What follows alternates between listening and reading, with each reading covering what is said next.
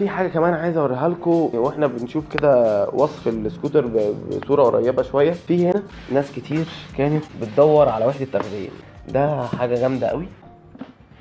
بصوا خفيفه جدا وكواليتي. دي ينفع تركب على السكوتر من ورا، وهوريكم ازاي بتركب، ليها قاعده وليها كل حاجه، وسعرها اعتقد مناسب لان انت يبقى عندك وحده تخزين زي دي، واعتقد ان هي تاخد خوذه. بصوا ضغطه كده تمام، فتحت، حاجه بسيطه جدا.